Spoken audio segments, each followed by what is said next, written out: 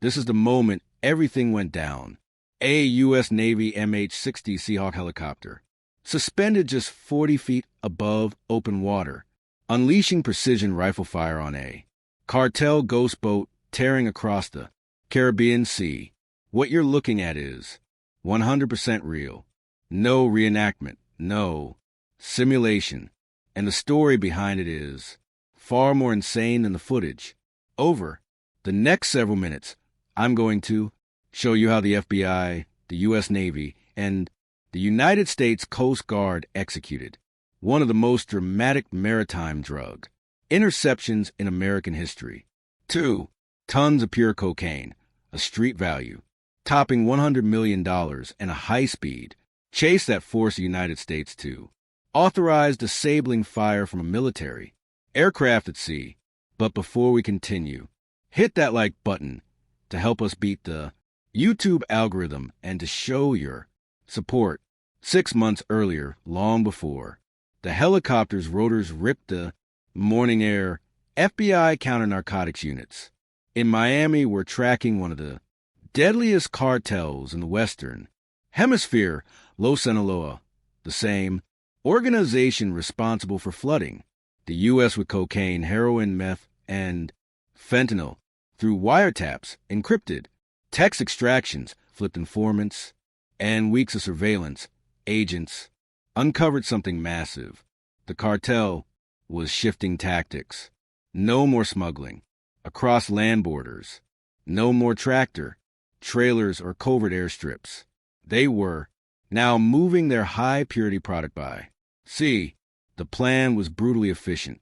Launch a high-performance ghost boat, a fiberglass speed machine designed explicitly to outrun law enforcement from Colombia's Pacific coast.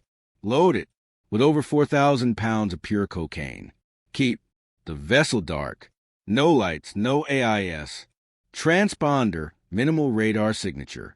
Twin outboards generating 900 combined horsepower, top speed, over 50 miles per hour in open water.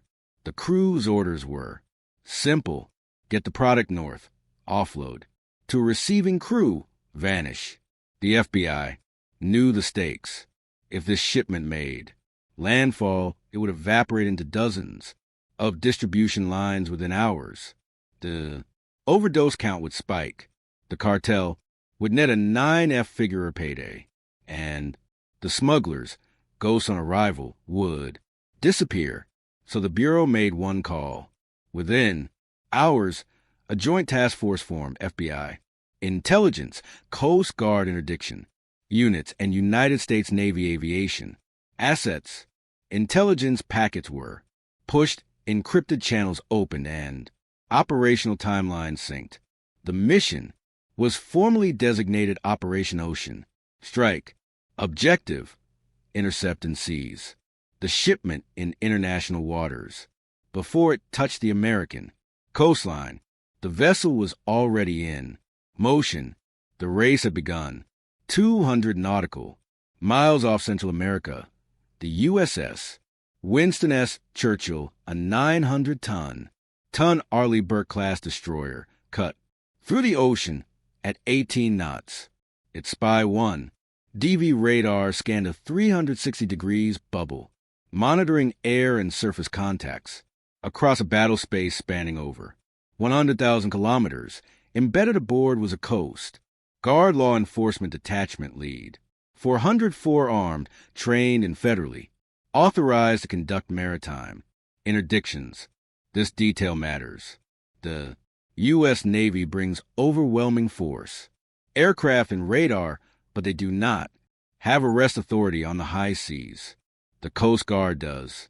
To the East Coast, Guard fast response cutters sprinted across the swells, pushing 28 knots. Aboard were tactical law enforcement teams, tacklet operators armed for hostile boardings, pursuit engagements, and close-quarter seizures. But the most critical asset wasn't on the water. It was in the sky. The Navy's P-8A Poseidon, maritime patrol aircraft, essentially a militarized Boeing 737 packed with synthetic aperture radar, high-resolution EOAR sensors and magnetic anomaly detectors began scanning the region. It searched for a needle in an ocean's eyes.